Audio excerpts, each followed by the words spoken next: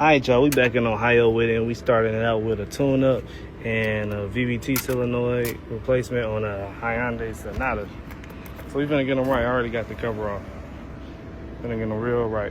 Alright, y'all, we already did the tune-up. There go the old spark plugs. Now I'm wiggling this VVT solenoid out. It's being very stubborn right now. After a cool little yank, I got it out. Now it's time to put this new one on. That's right here. All right, we connected the battery and we got everything back together, and now they're good to go.